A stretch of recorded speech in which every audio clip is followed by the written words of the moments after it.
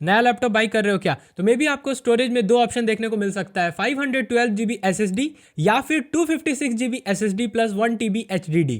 But आपको कौन सा बाई करना चाहिए, दोनों के परफॉर्मेंस में कोई डिफरेंस होता है क्या, दोनों में से फास्ट कौन सा वर्क करता है। सो इन सब कारणों से लोग कंफ्यूज रहते हैं कि दोनों में से कौन सा बाई करना चाहिए। सो इस वीडियो में मैं इसी के बारे में डिस्कस करने वाला हूं। So let's start. सो सबसे पहले स्टार्ट करते हैं कॉमन से। सो फर्स्ट पॉइंट है लैपटॉप का स्पीड। सो गाइस, लैपटॉप का स्पीड इस बात पे डिपेंड करता है कि आपका ऑपरेटिंग सिस्टम कौन से ड्राइव में इंस्टॉल्ड है। सो दोनों केस में आपका जो ऑपरेटिंग सिस्टम है वो SSD में ही इंस्टॉल रहने वाला है। सो 512 GB का SSD बाई करोगे तो डेफिनेटली आपका SSD में ही रहेगा।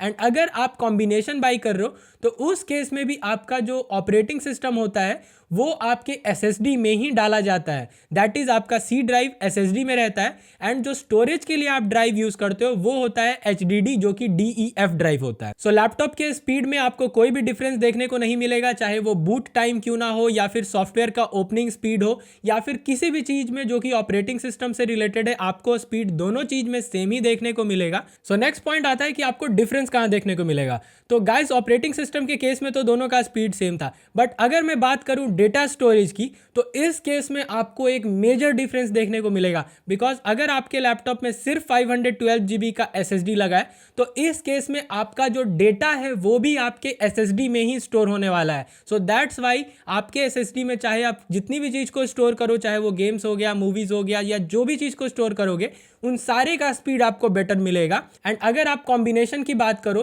तो कॉम्बिनेशन में आप HDD में अगर इन सारी चीजों को रखोगे, गेम्स, मूवीज एंड एक्सेट्रा, तो इस केस में आपको स्पीड नॉर्मल देखने को मिलेगा, SSD वाला स्पीड देखने को नहीं मिलेगा। तो अल्टीमेट डिफरेंस यही अराइज होगा कि आपका जो भी डेटा है एक केस में HDD में रहेगा और दूसरे केस में SSD में रहेगा। थर्ड पॉइंट है storage. So guys, first case में आपको सिर्फ 512 GB का स्टोरेज देखने को मिलेगा, एंड सेकंड केस में आपको 1250 GB का स्टोरेज देखने को मिलेगा।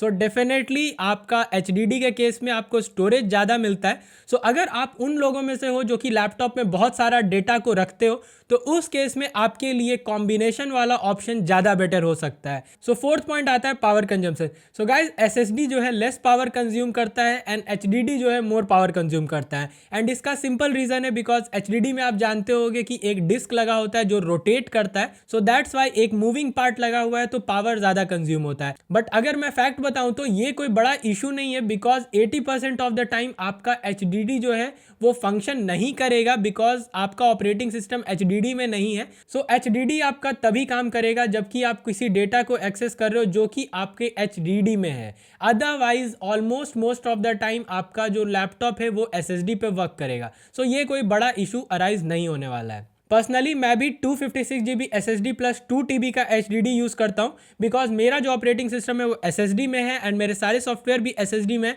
तो मुझे स्पीड में कोई भी प्रॉब्लम देखने को नहीं मिलता है। एंड अपार्ट फ्रॉम दैट मैं अपने HDD को डेटा स्टोरेज के लिए यूज़ करता हूँ, जिसमें से ऑलमोस्ट मोस्ट ऑफ द मेरा यूट्यूब का वीडियोज़ होता है। सो ये आपके नीड पे डिपेंड करता है। बट अगर आप उन लोगों में से हो जिनको कि बहुत सारे स्पेस की ज़रूरत नहीं है, तो आप डायरेक्टली 512 GB SSD के साथ जा सकते हो, बिकॉज वो आपके लिए एक बेटर ऑप्शन रहेगा। सो अगर आप बहुत ज़्यादा गेम खेलने वाले हो तो उस केस में डेफिनेटली मैं SSD को प्रीफर करने के लिए बोलूँगा, बिकॉज गेमिंग में आपको परफॉर्मेंस SSD के केस में ज़्यादा बेटर देखने को मिलेगा।